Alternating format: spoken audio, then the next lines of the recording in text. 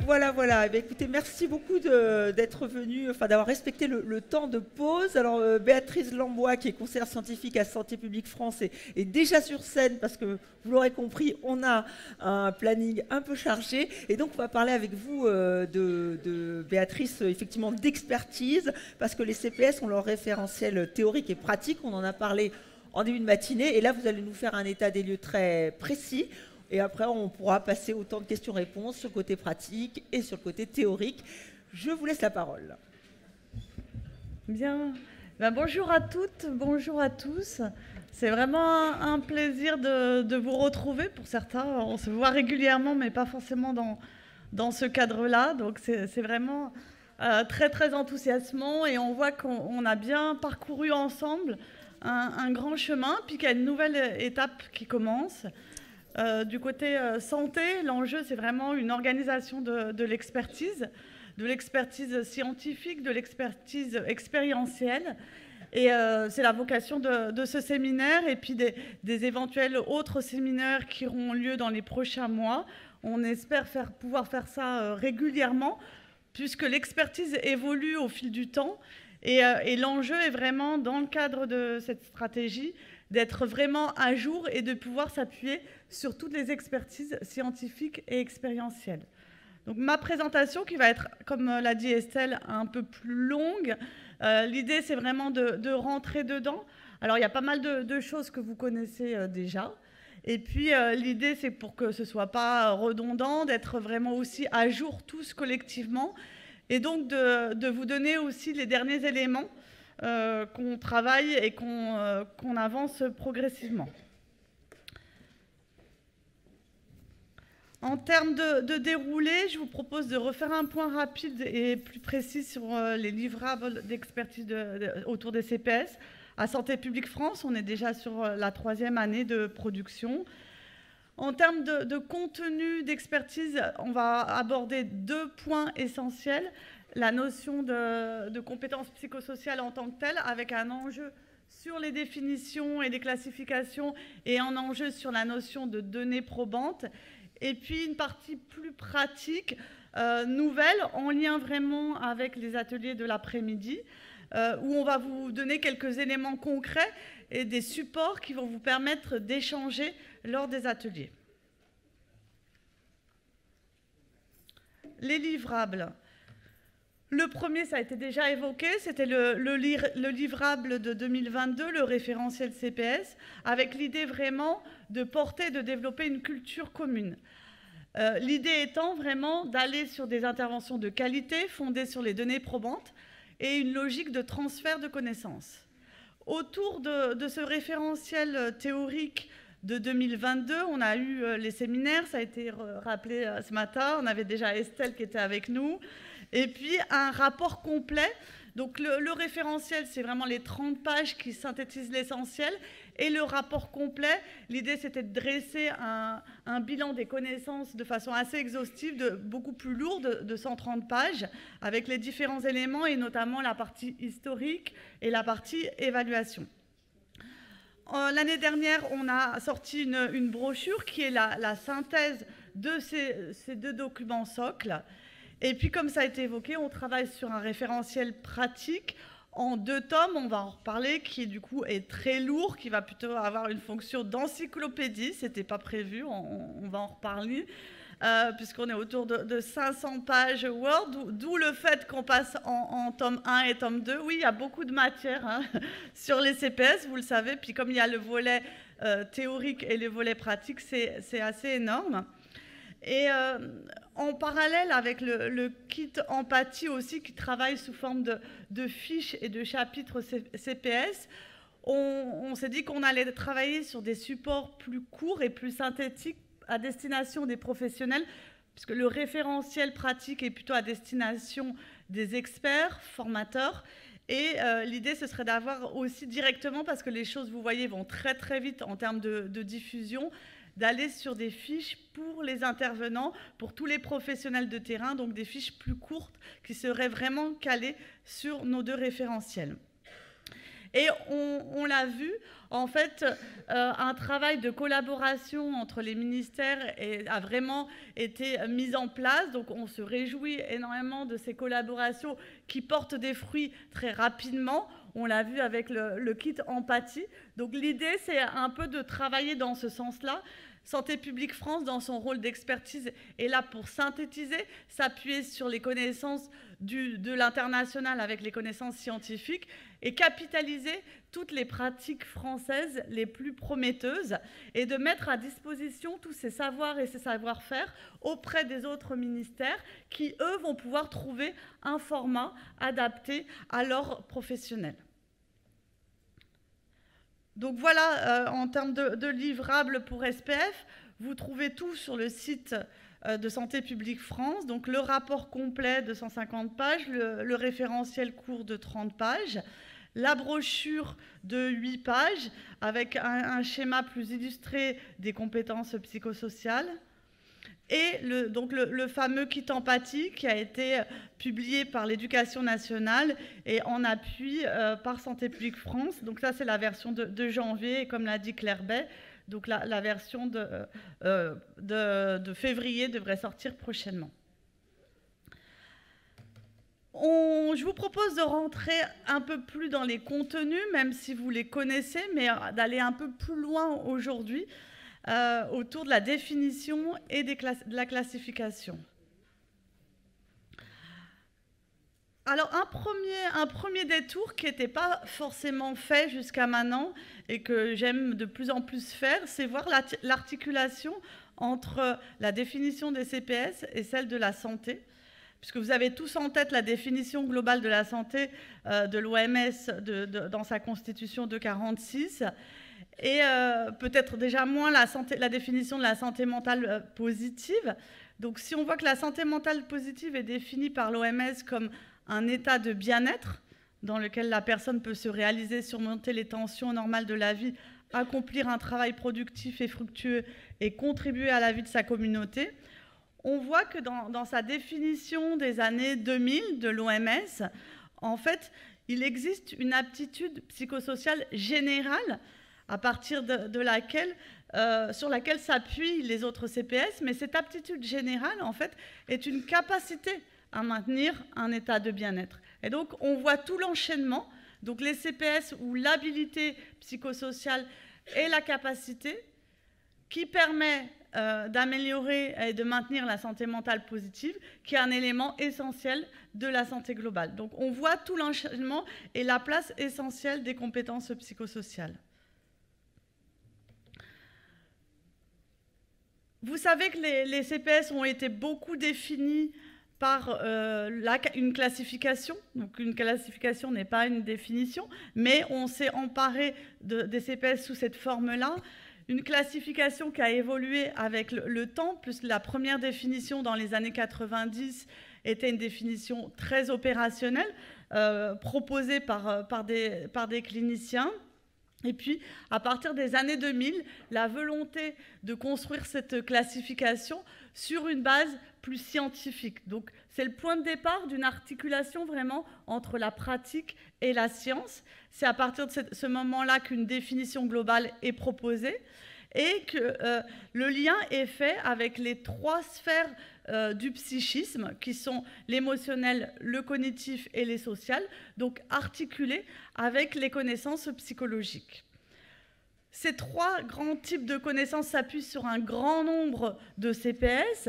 On est arrivé à près de 66 répertoriés. Donc il y avait vraiment un enjeu pour Santé publique France de savoir concrètement quelle était la classification sur laquelle on allait s'appuyer. Ce n'était pas défini dès le début, en fait, puisque celle de l'OMS des années 2000 était là. Il y avait d'autres définitions à l'international. Et au regard de tout ça et des programmes probants sur lesquels on travaillait, l'idée a été plutôt de proposer une classification qui s'inscrive dans celle de l'OMS des années 2000, mais qui soit à jour au regard de la classification, notamment de la classification du CASL ou de l'ECDE. C'est comme ça qu'on est arrivé à cette classification en 3 parties, 3 grands types: des compétences générales, et des compétences spécifiques, une vingtaine. Et vous voyez qu'à ce stade, on est encore sur une liste de compétences. Pourquoi je dis ça? Parce qu'on arrive maintenant à une autre façon d'aborder les choses. Donc ça, vous ne l'avez pas encore et ça risque de bouger encore. Oui, vous pouvez prendre des photos. Je vois que ça réagit bien. En fait, comment on en est arrivé là? C'est qu'à partir de notre bilan de littérature de 2021, en fait, on n'avait pas pu poser une articulation particulière. Et la question qui nous était souvent posée, c'est comment s'articulent les CPS, par quoi on commence, est-ce qu'il y a un ordre, est-ce qu'il y a une logique d'apprentissage? Donc on le pressentait, mais la littérature sur la recherche interventionnelle ne nous permettait pas de les classer. Et en fait, c'est en travaillant sur le référentiel pratique et en rentrant dans les mécanismes beaucoup plus précis de chacune des CPS, que là, on a vu que les choses s'emboîtaient de façon beaucoup plus structurée et intéressante. Et notamment quand on a travaillé avec l'éducation nationale sur le kit empathie, où là, il fallait structurer encore plus les choses autour de l'empathie, on a proposé cette organisation en 2 phases. On aura le temps de creuser ça lors de nos séminaires cet automne. Mais de façon simple, on peut dire qu'on va distinguer 2 phases qui vont donner lieu du coup à nos 2 tomes. Donc le tome 1 va être concentré sur la phase 1 qu'on a appelée compréhension et compétences d'acceptation et d'accueil, où là, en fait, on trouve toutes les premières compétences cognitives, émotionnelles et sociales qui sont un peu dans la même logique, c'est-à-dire la logique de comprendre comment le soi fonctionne, comprendre comment les émotions fonctionnent, comprendre l'autre et la communication. Et prendre ce temps d'accueil pour être bien avec soi-même d'un point de vue cognitif, bien avec soi-même d'un point de vue émotionnel, et accueillir l'autre avec la communication empathique et efficace. Donc on pourrait dire que c'est quelque part le socle de base sur lequel, après, les autres compétences vont pouvoir se construire. Des compétences donc plus complexes de régulation et d'accomplissement. Donc régulation de soi, où là, on va pouvoir, d'une part, mettre en œuvre les buts qu'on aura définis. Les buts sont la condition, définir ses propres buts étant la condition pour pouvoir les mettre en œuvre, gérer les impulsions et résoudre des problèmes. Et puis après, il va y avoir du côté émotionnel tout ce qui est régulation émotionnelle et régulation du stress. Et on va pouvoir aller après au niveau social vers la régulation et la gestion des difficultés, avec notamment l'assertivité et la résolution de conflits de façon positive. Donc vous voyez que les choses deviennent plus concrètes, c'est normal puisqu'on rentre dans des choses plus pratiques, tant au niveau de la définition des mécanismes que de la présentation d'activités. Alors, je souligne que vous voyez que les choses bougent. En fait, elles bougent en temps réel, donc j'en profite pour le dire, puisque en fonction de la rédaction et du travail qu'on fait pour chacune des CPS, ben, ça nous permet, ça nous oblige à nous ajuster. Et c'est un peu l'idée qu'on souhaite porter, cet ajustement avec la compréhension des mécanismes, avec le fait d'être en phase avec les connaissances et de bouger en fonction de l'état des connaissances. Alors, autant la recherche interventionnelle, il n'y a pas tant de nouveautés, autant la compréhension des mécanismes, en fait, là, il y a beaucoup de changements et ça bouge énormément. Donc, on est à un temps T et je dirais ça va continuer à bouger comme ça au fur et à mesure de l'évolution des connaissances scientifiques.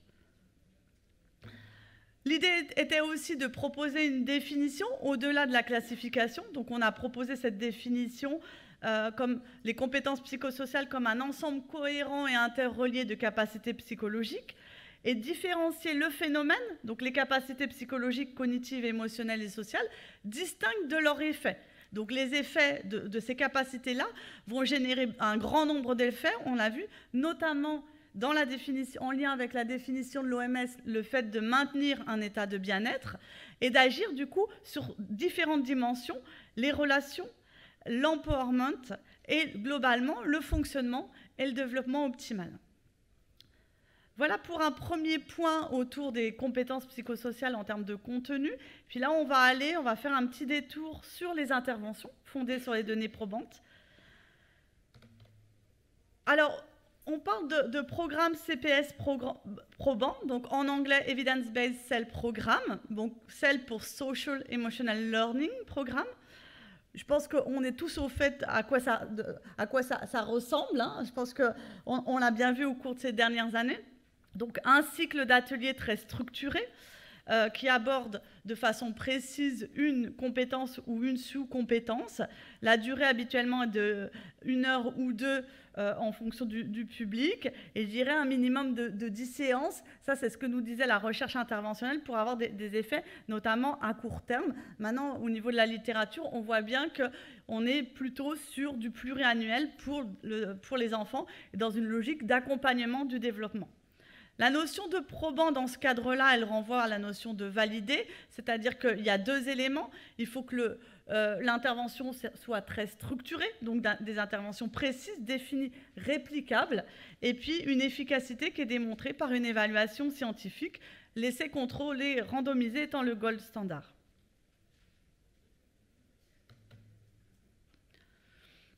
Alors, ces interventions CPS probants, c'est 40 ans de recherche interventionnelle qui ont permis, pour certains, de démontrer un certain nombre d'effets très intéressants. C'est pour ça que ça nous intéresse autant aujourd'hui. Donc, des effets sur la santé, des effets sur la réussite éducative. Au niveau de la santé mentale, moins de troubles anxio-dépressifs, moins de problèmes de comportement, une meilleure santé mentale positive. Au niveau des conduites à risque, moins de consommation de substances, tabac, alcool, drogue, moins de violence, moins de harcèlement scolaire, moins de comportement sexuel à risque. Et au niveau éducatif, un impact sur la réussite éducative et professionnelle, des meilleurs résultats, moins d'échecs scolaires, des meilleurs diplômes et une meilleure insertion. À court terme, des effets immédiats donc sur le développement des CPS en tant que tel, des parents et des enfants, une meilleure estime des soi et un changement dans les relations à soi, aux parents, aux adultes et du coup au niveau du climat scolaire dans son ensemble.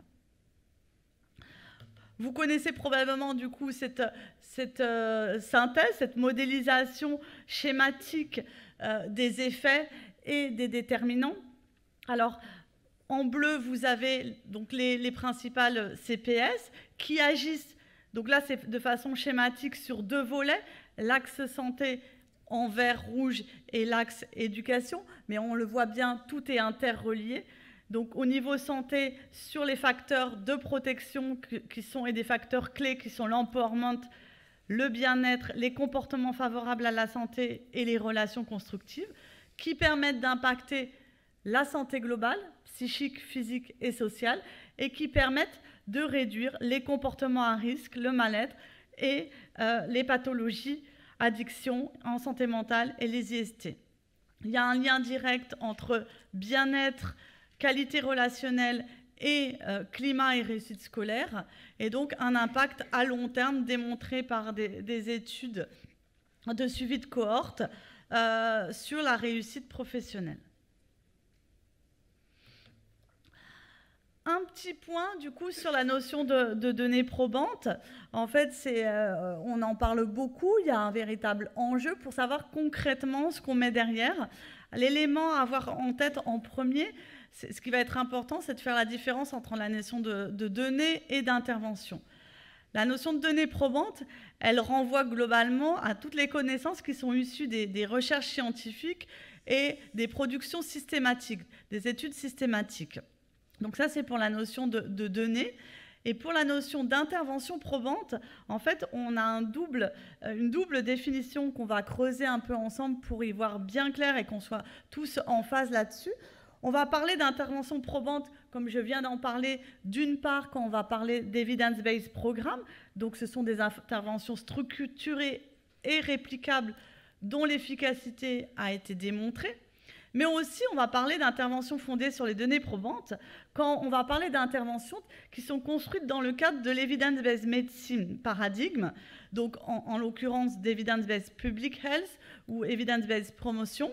Et là, je dirais, ce n'est pas exactement la même chose. Et on a cette double définition qui est proche, mais dont la différence peut amener des subtilités vraiment très importantes sur le terrain. Puisque cette double définition, dans un cas, on va parler des programmes validés au sens Evidence au sens littéral de preuve, donc démonstration de la preuve. Et dans l'autre cas, on va parler d'evidence-based intervention construite selon le paradigme de l'EBM.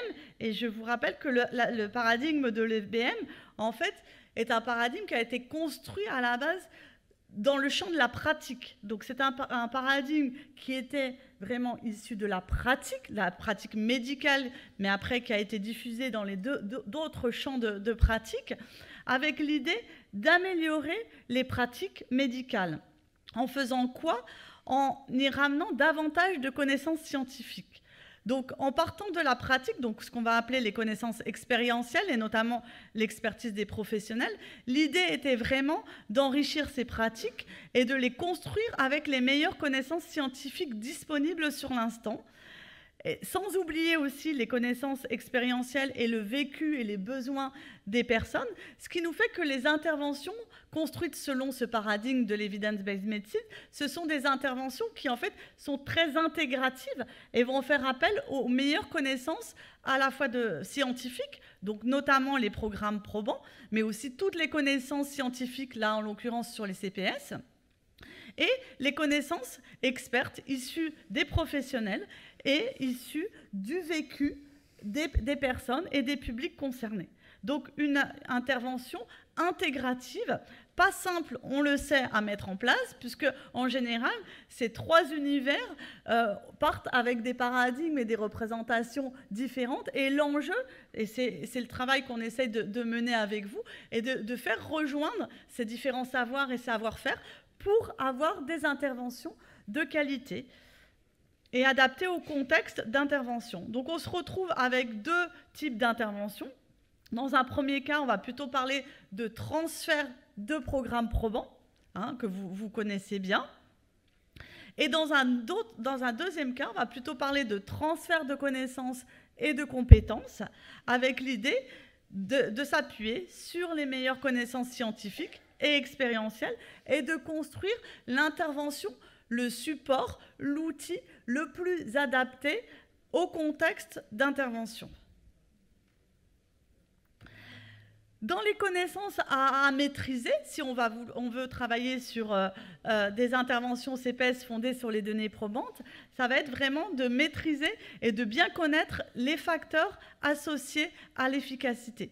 Donc, grâce à une synthèse de littérature, on a pu identifier 8 facteurs clés et notamment 2 facteurs principaux et 6 facteurs complémentaires. Là, vous retrouvez ce tableau-là qui est essentiel et qui va nous guider tous pour construire des interventions fondées sur les données probantes et des interventions de qualité. Vous le retrouvez dans le référentiel de 2022. Puis nous, on s'en sert régulièrement et je vous invite vraiment à vous appuyer dessus. Je vais vous donner après, dans le prolongement, une grille pour que ce soit de plus en plus opérationnel. Donc, dans les facteurs principaux, vous voyez, on retrouve 2 éléments. Un premier facteur autour de l'efficacité intrinsèque, on pourrait dire la qualité intrinsèque de l'intervention.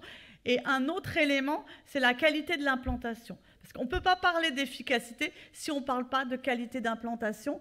Et on n'aura pas d'efficacité si on n'a pas une intervention qui a un certain nombre de critères d'efficacité intrinsèque.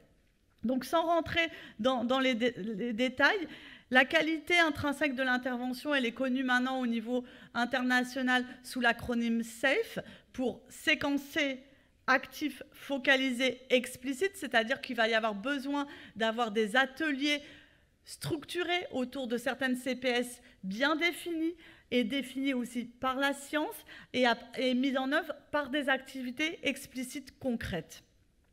Et puis des critères d'implantation qui sont très larges, qui vont toucher à la formation, donc on va en reparler cet après-midi, autour de l'accompagnement, ça a déjà été évoqué avec, si je ne me trompe pas, la feuille de route de l'enseignement agricole, la notion de coaching, le besoin d'accompagnement, de supervision au niveau individuel et collectif des intervenants, des professionnels qualifiés qui maîtrisent les CPS et leurs propres CPS, donc il y a, on l'a dit, un véritable enjeu.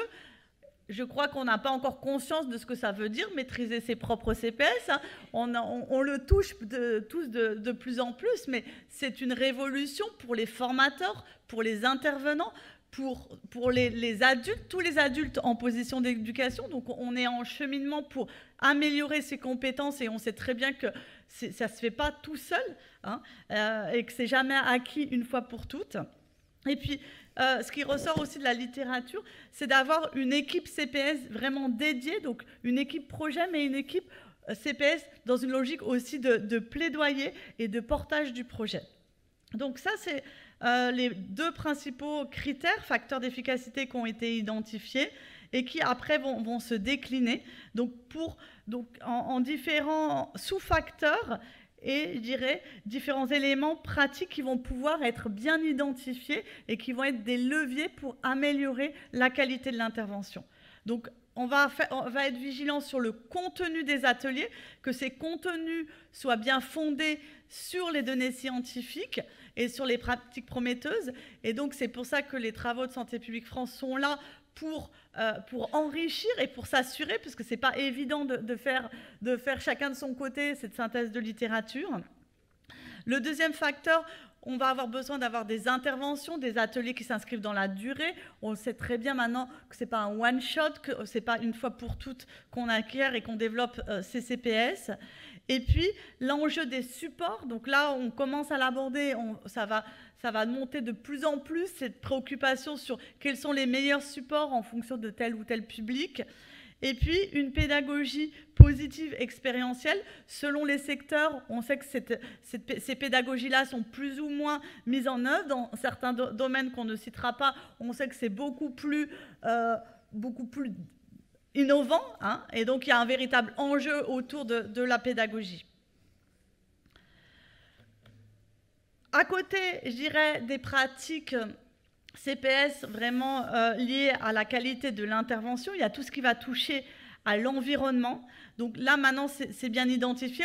Je pense qu'on en a tous conscience, on en a pris conscience que les ateliers CPS sont très importants, ils doivent être préservés, ils doivent être de bonne qualité, mais on a vraiment un enjeu sur le quotidien de l'enfant. C'est-à-dire comment au quotidien ces CPS vivent avec les adultes qui l'entourent. Donc c'est pour ça qu'on va parler de pratiques informelles qui devraient être mises en œuvre dans le quotidien de l'enfant, donc tout au long de la journée. Donc c'est vraiment très ambitieux sur le temps scolaire, sur le temps périscolaire, extrascolaire, et comment, sur tous ces temps-là, il y a une harmonie dans la capacité à mobiliser ces CPS par tous les adultes.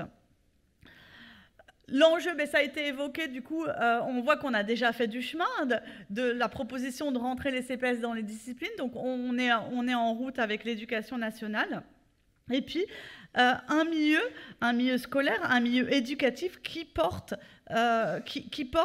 ces CPS.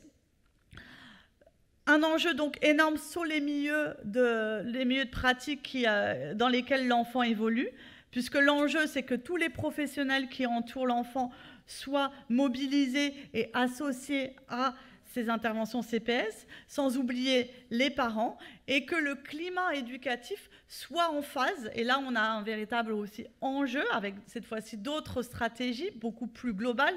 On a évoqué les écoles promotrices de santé, qui vont justement avoir vraiment un rôle essentiel pour que ce climat soit vraiment porteur et favorable au CPS. Donc ces tableaux-là, vous les retrouvez dans le référentiel. Cette diapo, elle vient beaucoup plus d'une réflexion et d'un questionnement issu de la pratique. Je dirais que c'est un peu la déclinaison. Souvent, on me posait la question, oui, mais concrètement, moi, en tant qu'intervenant, en tant qu'enseignant, je fais quoi? Je commence par quoi? Parce que votre liste, là, elle est vraiment pas simple d'accès. Puis est-ce qu'on doit remplir à toute la liste? Donc ça crée, l'enjeu n'étant pas de rajouter de l'anxiété, hein, puisque l'objectif étant plutôt de savoir réguler son anxiété. Et donc, du coup, concrètement, qu'est-ce qui est possible de faire dans la pratique à partir de ces facteurs associés à l'efficacité? On a deux axes donc, qui vont nous donner des lignes directrices. Un axe au niveau des CPS dans les pratiques courantes. Donc concrètement, je vais commencer par quoi en tant que professionnel? Travailler mes propres CPS. C'est un enjeu énorme. On pensait, alors c'est la bonne nouvelle, on pensait que ça allait être compliqué d'engager les professionnels. Mais je dirais, je suis assez étonnée de ce bilan partagé, en fin de compte. Parce que les professionnels nous disent, nous, on en a besoin, nous aussi, nos CPS sont en difficulté. Et je dirais même, je me tourne vers l'administration, même l'administration, les gens qui, normalement, je dirais, ne vont pas forcément aller sur ces dimensions expérientielles, sont demandeurs. Donc, c'est une bonne nouvelle, avec du coup beaucoup de besoins. Mais il y a une prise de conscience sur le fait de travailler ses propres CPS pour accompagner les projets, accompagner les enfants. Un enjeu sur les pratiques informelles, donc concrètement, comment dans le quotidien et l'accompagnement de l'enfant, je peux mettre en place, sans forcément l'expliciter, des pratiques qui vont soutenir à la fois par la communication ou par les petites activités. Et ces petites activités-là, justement, on est en train de les capitaliser dans notre référentiel pratique. Et puis, justement, une pédagogie qui soit en phase avec le développement des CPS, donc une pédagogie active, expérientielle et positive. À côté de ces pratiques courantes qui sont déjà très importantes, il ne faut pas oublier les pratiques spécifiques qui vont renforcer de façon plus intensive les CPS dans le cadre d'un apprentissage explicite avec des objectifs clairs, des pratiques fondées, des pratiques et des activités structurées, donc on va appeler des activités formelles, et intégrées bien sûr à un projet explicite autour des CPS. Voilà pour un tour d'horizon des connaissances et où on en est aujourd'hui. Et ce que je vous propose, c'est de creuser avec vous, d'un point de vue plus pratique, concrètement, comment ces connaissances vont pouvoir être mises en œuvre et déployées sur tout le territoire. C'est l'enjeu de ces séminaires. On ne va pas résoudre et répondre à toute la question. L'idée, c'est d'avancer progressivement, de poser les premières bases. Ce que je vous propose là, c'est de vous présenter, nous, on en est au regard de tous les échanges qu'on a eus ces 2 dernières années, et puis que lors des ateliers cet après-midi, vous continuez à travailler, à modifier, à ajuster, à faire des propositions. Ça a été dit encore ce matin. On est vraiment dans une co-construction, avec à la fois avec tous les partenaires, tous les profils, tous les professionnels. Et donc, l'idée, c'est d'ajuster vraiment. Et ces éléments-là, donc un bémol, ce sont des propositions. Et vraiment, il y a de quoi ajuster encore ensemble. Très bien, effectivement, c'est ce qu'on va faire, Béatrice. Alors, on va peut-être prendre partie là pour tout le côté pratique, plus partie salon. Évidemment, si vous avez des questions, encore une fois, c'est vrai que là, on a eu un état des lieux très, très complet, très détaillé sur ces référentiels CPS. Est-ce que vous voulez poser quelques questions à Béatrice avant qu'on parte dans le côté très pratique, ou non, vous avez déjà très envie d'aller sur le pratique? A priori, oui, vous les avez convaincus. En tout cas, après, on peut retrouver tout ce que c'est connu et puis on peut retrouver toutes ces informations que vous venez de nous délivrer. Donc voilà, on va aller sur le côté pratique. Et là, j'espère que vous aurez quelques questions à poser à Béatrice Lambois. Si je laisse de quoi défiler, ça va pas.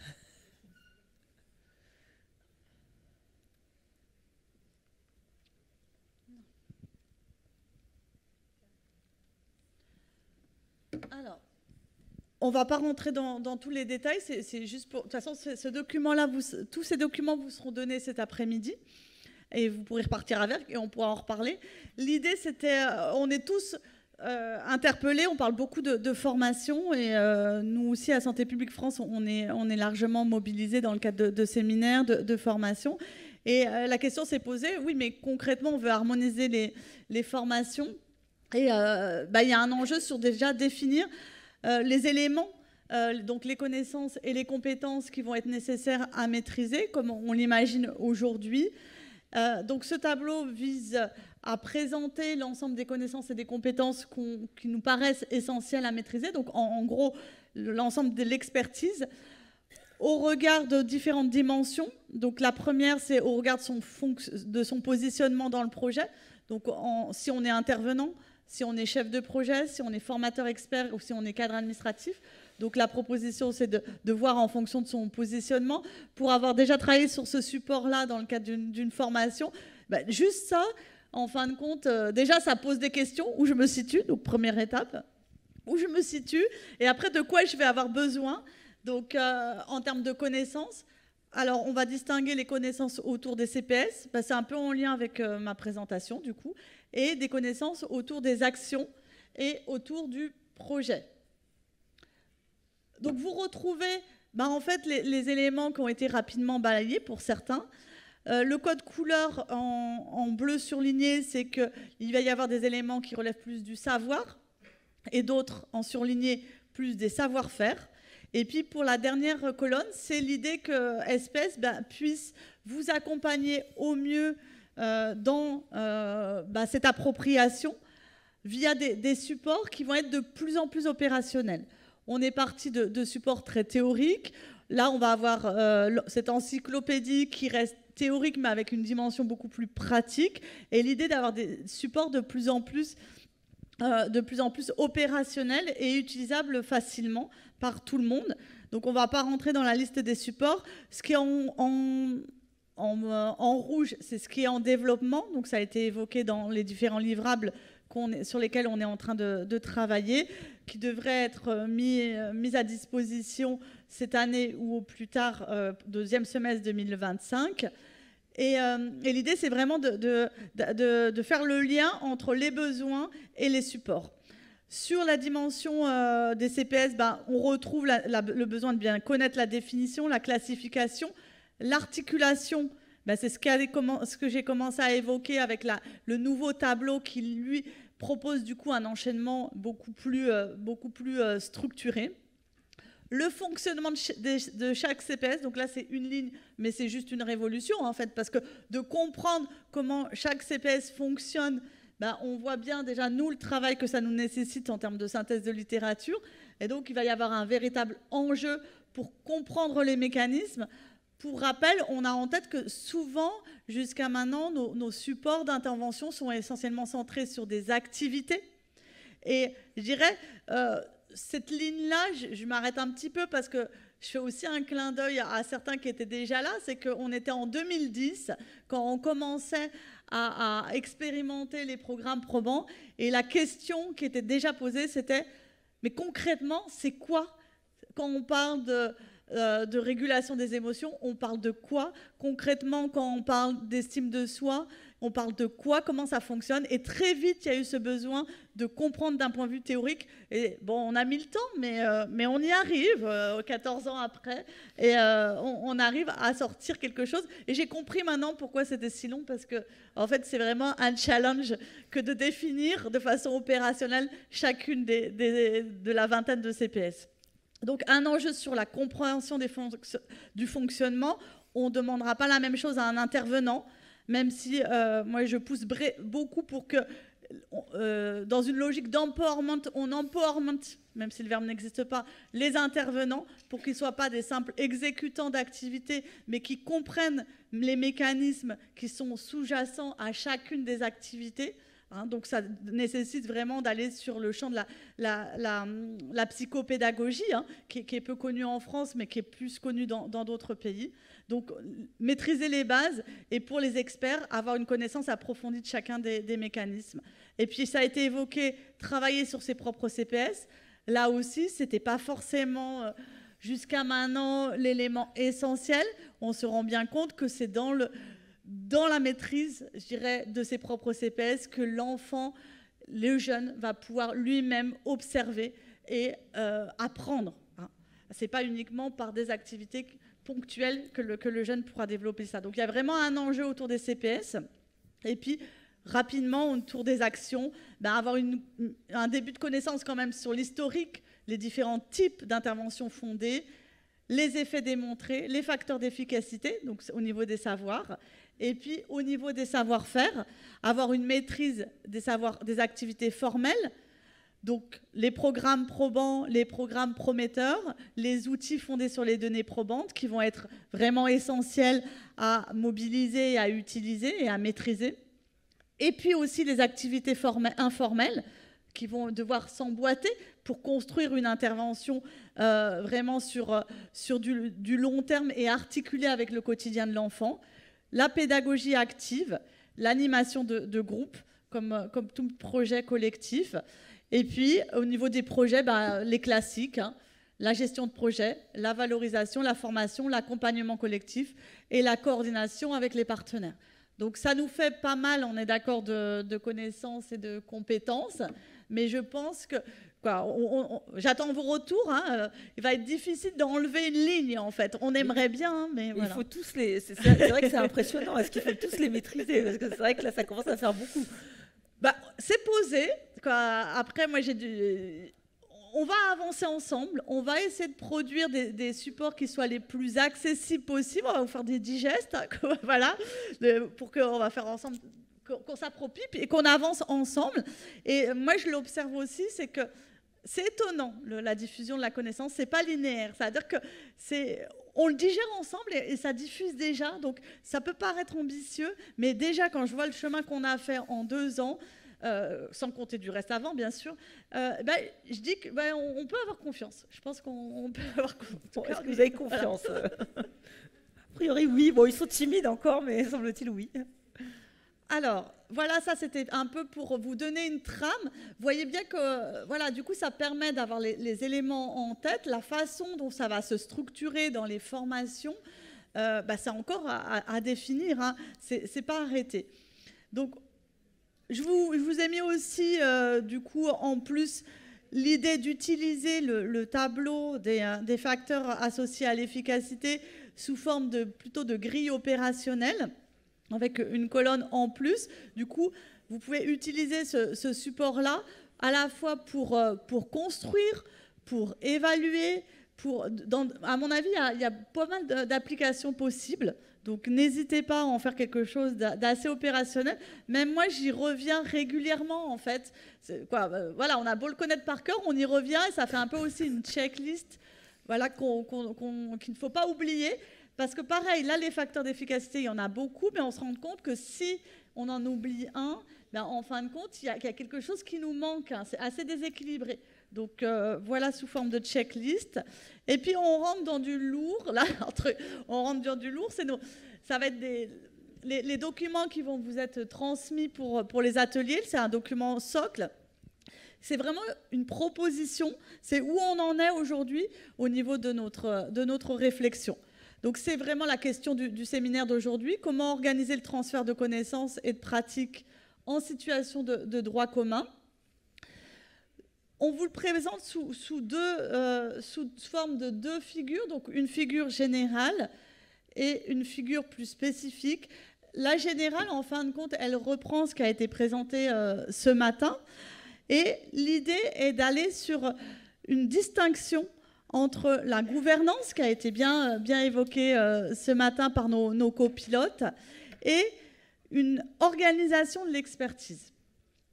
Je sais qu'on a tendance à imbriquer les deux, c'est un peu comme ça qu'on l'a toujours pensé dans le champ de la prévention et la promotion de la santé, mais on le voit autour des CPS où on a vraiment besoin d'une expertise pointue, on a vraiment besoin de structurer cette expertise, et c'est pour ça qu'on est là aujourd'hui. Donc l'idée, c'est de distinguer les deux, même si, bien sûr, il y a une articulation entre la gouvernance et l'expertise. On a une distinction aussi au niveau national, régional et départemental. Et l'idée, c'est qu'il y ait vraiment cette diffusion de l'expertise à tous les échelons. Et je dirais à la fois avec la volonté, je dirais, d'harmoniser, de créer une culture commune, sans contraindre et sans fermer, je dirais, la créativité et, je dirais, l'enrichissement grâce aux pratiques courantes qui sont déjà mises en place. Et donc, c'est un véritable challenge. L'idée va être donc de proposer des formations au niveau national, des formations au niveau régional et d'avoir des pools constitués. Donc pour le détail, on est plutôt là-dessus, on retrouve le même schéma. Vous trouvez à gauche donc l'idée l'idée que l'expertise du champ de l'éducation pour la santé et des CPS vienne vraiment appuyer les différents ministères au niveau national, au niveau régional et départemental, et que ce soit assez clair sur un peu le qui fait quoi, et comment on va pouvoir, nous, au niveau de l'expertise santé, venir en appui, donc ça a été évoqué par Claire Bay, aux formations métiers. on est dans une situation inédite, ça a été dit, c'est-à-dire que cette idée de déployer auprès de toute la population des enfants et des jeunes, c'est totalement différent. Donc on en a conscience, hein, c'est un véritable challenge. Donc il y a cet enjeu de déploiement et il y a cet enjeu de qualité. Donc l'idée, là vous avez un peu les deux, c'est-à-dire comment réunir les deux. Et pour cela, si on veut garantir et maintenir un haut niveau de qualité, du coup l'expertise elle-même doit se structurer. Donc on en est là, c'est-à-dire au niveau national, c'est globalement un peu précalé, c'est pour ça que les flèches ne sont pas en pointillé, avec SPF qui est là pour impulser, pour synthétiser, pour capitaliser les expertises scientifiques et expérientielles et du coup de produire des livrables qui réunissent toutes ces connaissances, et avec des séminaires qui viennent en appui. Donc les séminaires de transfert vont commencer à partir du semestre 2. Et l'idée aussi qu'on nous demande, c'est de pouvoir identifier des formateurs nationaux et donc d'avoir un pool de formateurs bien identifiés, en lien bien sûr avec notre comité d'appui thématique et donc nos spécialistes. Mais avec ce pool de formateurs, on pense aller plus large que la trentaine de spécialistes qui nous accompagnent pour la production de nos livrables. L'idée, c'est que ce pool de formateurs vienne vraiment apporter l'expertise CPS aux autres ministères sous forme de formation, sous forme de sensibilisation et d'accompagner ce transfert d'expertise sur une thématique qui n'est pas simple pour tout le monde. SPF va travailler donc avec, j'ai pas actualisé ma présentation, sur la Fédération Promotion Santé, donc anciennement la FNES, qui va jouer un rôle crucial puisque on a dans le cadre de notre convention, on a un axe CPS fort et d'accompagnement à la stratégie CPS, puisque la FNES va être là pour faire le lien avec le régional. Et là, on rentre dans du nouveau, hein. On est dessus en ce moment, et donc on compte sur vous pour avancer et faire un pas supplémentaire aujourd'hui. La FNES va accompagner, va aider à la coordination régionale, va être référent d'expertise sur les territoires. Oui, on va préférer garder le terme de coordination pour la gouvernance de la stratégie. Je vois Christine là-bas qui me fait des gros yeux. Et de référent d'expertise CPS pour tout ce qui va être du champ de l'expertise, qui est très bien, avec l'idée que les choses marchent ensemble, mais à la fois c'est différent et il faut qu'on maintienne notre organisation d'expertise pour, je dirais, ne pas, le mot qui me vient, c'est peut-être pas le bon mot, mais être parasité par les problèmes de coordination qui vont toucher, on l'a vu déjà tout à l'heure, on a commencé la journée avec ça, en fait, oui, et on voit que ça soulève plein de questions. Donc, il y a ces questions d'organisation, mais nous, on a la vraie question, comment l'expertise va pouvoir se diffuser. Et l'enjeu, donc, c'est qu'au niveau régional, il y ait cette référence par les IREPS et la FNES, et qui est, je ne trouve pas d'autre mot, une coordination pour constituer un pool de formateurs qui serait bien identifié. Ce pool de formateurs, il viendrait bien sûr du réseau de la Fédération Promo Santé, et de tous les IREPS, mais aussi des autres associations engagées depuis longtemps dans le champ de l'éducation pour la santé, de l'éducation populaire, mais qui sont déjà experts des CPS. Il viendrait aussi là plus au niveau, au niveau individuel, avec des formateurs CPS. On sait qu'il en existe beaucoup qui ne sont pas forcément dans des associations. Donc ce pool de formateurs, on est actuellement sous-calibré. Hein. On peut tous faire ce diagnostic rapidement. Donc l'enjeu est de vraiment s'appuyer sur toutes les expertises qui sont déjà là. Donc on a déjà des formateurs. Et l'enjeu, ça va être que ces formateurs qui ont déjà une pratique des CPS puissent vraiment être nourris et, je dirais, enrichis par cette capitalisation et ces synthèses de littérature internationale. Et donc, donc on proposera des formations de formateurs pour, je dirais, avoir cette culture commune et cette culture mise à jour, on va dire. Et puis, on travaille aussi avec les universités. Hein. Je me tourne avec ceux qui ont des projets de DU CPS. Donc, Fabien Macron qui lance cette idée de DU CPS. Et l'idée est vraiment avoir des professionnels qui vont nourrir ce pool de formateurs et que tout ça soit articulé et fondé sur les travaux nationaux. Donc, on voit qu'on a un véritable enjeu. Vous voyez que les traits, là, sont en pointillés, puisque du coup, après, la question du positionnement, du soutien de l'ARS dans cet accompagnement de ce pool de formateurs, de la valorisation, de la mise en synergie, pour que ce pool de formateurs soit disponible et puisse transmettre cette expertise aux autres ministères, aux autres secteurs, sous différentes formes. Donc c'est pour ça que là, on a listé une offre de services qui va de la formation à la sensibilisation, à l'accompagnement individuel et collectif, à l'analyse de pratiques. On voit bien qu'il y a une dimension tellement humaine dans les CPS qu'on ne peut pas faire une formation et laisser partir dans la nature. Il y a vraiment besoin d'un suivi individuel et d'un accompagnement personnel. Et je dirais ce pool de formateurs experts CPS au niveau régional et après territorial devra pouvoir accompagner les autres secteurs pour que là, in fine, donc sur la gauche, que tous les professionnels en position d'éducation puissent proposer des interventions CPS de qualité fondées sur les données probantes et que du coup, ça puisse vraiment rayonner sur tout le territoire. Voilà la proposition qui sera donc discutée dans les ateliers cet après-midi. Exactement. Après, ce sera à vous de prendre le relais. Merci. Excusez-moi. Merci beaucoup, Béatrice, pour cette présentation. Et vous avez vu, donc l'enjeu est important. Donc cet après-midi, on compte sur vous et après, il y aura un rendu ici même. Merci beaucoup de votre attention. On va continuer à développer tout ce qui vient d'être dit, encore une fois avec Santé publique France qui est en appui sur le déploiement de ces CPS d'une manière qualitative. Vous allez découvrir une étude dans quelques instants qui vient tout juste de sortir, justement.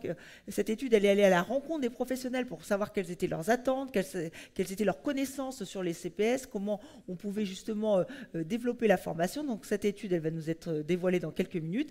Et je vais d'abord demander donc, à nos trois intervenantes... Oui, bien sûr. Oui. Je veux bien, mais alors le problème, je ne sais pas après comment on va gagner du temps. Il est déjà la demi. Allons-y. S'il y a des questions, allons-y.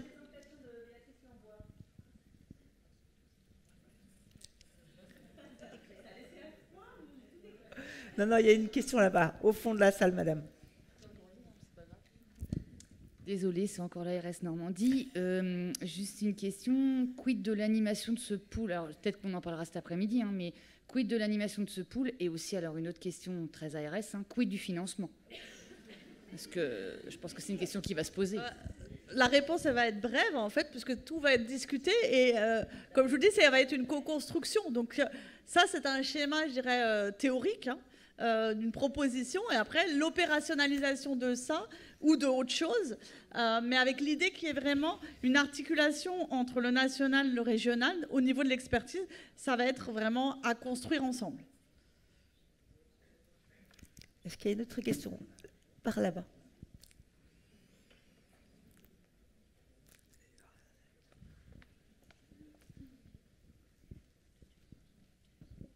Bonjour, merci.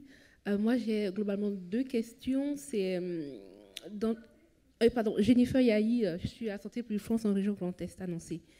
Quid du rôle des cellules régionales de Santé publique France dans toutes ces stratégies et surtout quelles sont les missions de Santé publique France au niveau de l'évaluation de la stratégie? Alors, rapidement aussi, en fait, les cellules vont être mobilisées, mais en fonction de leurs possibilités. Ça va dépendre aussi d'une région à l'autre. Et notamment sur la question de l'évaluation. La question de l'évaluation, c'est l'axe 4 de la stratégie. Il y a un groupe de travail qui est sur cette question et qui va petit à petit préciser les choses. Vous voyez qu'on est sur beaucoup d'enjeux en même temps. Et je dirais la question du suivi de l'évaluation va se construire en fonction, je dirais, de la stratégie aussi de déploiement. Donc là, on est en train de caler la stratégie de déploiement et je me tourne vers Dominique Janel qui va, du côté de Santé publique France, prendre le pilotage de cet axe-là pour le suivi et l'évaluation. Et donc, on se donne cette année avec la Direction générale de la santé et du coup le GT évaluation pour structurer la question de l'évaluation qui, je vous l'avoue, jusque ces 2 premières années n'a pas été au cœur de nos préoccupations puisqu'il fallait déjà lancer la stratégie de déploiement de façon très opérationnelle. Merci beaucoup Béatrice. Donc là je propose qu'on passe à la dernière séquence de la matinée.